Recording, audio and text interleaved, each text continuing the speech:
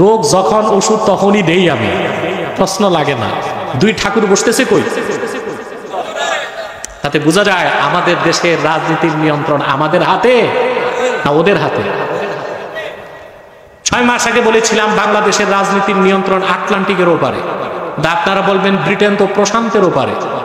24-এর 5ই আগস্টের পর দেশি বিদেশি চক্র বাংলাদেশে রোল প্লে করছে। বাংলাদেশে কিরকম বাংলাদেশ করবে, বাংলাদেশ কিরকম হবে এই সিদ্ধান্ত নেবে বাংলাদেশের মানুষ। কিন্তু আমি আগেও বলেছি, আজও বলছি, বাংলাদেশের রাজনৈতিক নিয়ন্ত্রণ বাংলাদেশিদের হাতে নয়। দেখেন এখন বৈঠক হচ্ছে লন্ডন, কোথায়? আগামীকাল। কে কে বসবে? হেড টু হেড, আপনারা জানেন। তাহলে বোঝা যাচ্ছে বাংলাদেশের পলিটিক্যাল ক্রাইসিস, রাজনৈতিক সংকটের সমাধান এই দেশের লোক করবে না। 200 বছর যে ব্রিটিশ নির্যাতন নিপীড়ন করে বিলিয়ন বিলিয়ন ডলারের সম্পদ চুরি করে নিয়ে গিয়েছে, আজকে সমাধান তাদের কাছে। তাহলে কি আমরা কাঙ্ক্ষিত বাংলাদেশ গড়তে পারবো? কথা বলেন। 47-এ আমরা স্বাধীন হই নাই, হয়েছিলাম 71-এ না, এটা স্বাধীনতা না। 71-এ স্বাধীন হলে 24-এর 5ই আগস্ট লাগতো না। 24-এর 5ই আগস্ট কি স্বাধীন হয়েছি? জি না, হতে পারি না। বলে নতুন বন্দোবস্ত, বলে পাকিস্তান পন্থা চলবে না, আলহামদুলিল্লাহ। ভারত পন্থা চলবে না, আলহামদুলিল্লাহ। সাথে এটাও বলো পশ্চিমা পন্থাও চলবে না, বাংলাদেশ চলবে একটা পন্থায়, আল কোরআনের পন্থায়। যেদিন আপনারা এই ন্যারেটিভ হৃদয়ে লালন করবেন, প্রচার করবেন, সেই দিন বাংলাদেশের ভাগ্যাকাশে স্বাধীনতার সূর্য উদিত হবে।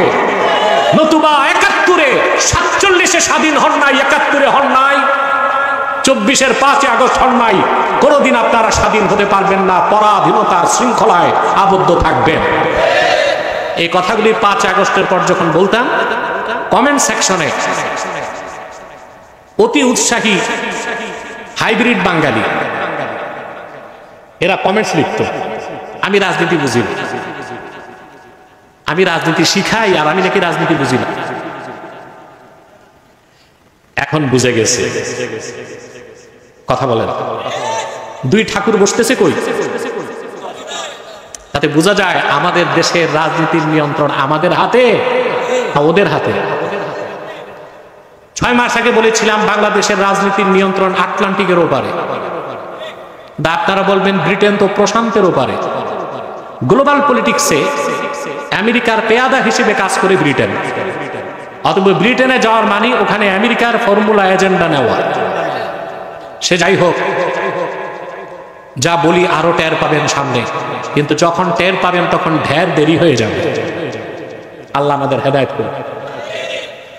বলছিলাম ভাইরা, তো এই যে পশ্চিমা ধর্মতত্ত্ব পড়ে যারা আসে তারা বলে আব্রাহামিজম থেকে ইসলাম, এটা ইসলামকে খাটো করা। তারা বলতে চায় ইব্রাহিম আলাইহিস সালামের মতবাদের উপর 3টা ধর্ম তৈরি হয়েছে, ইসলাম, খ্রিস্টানিজম আর জুডাইজম।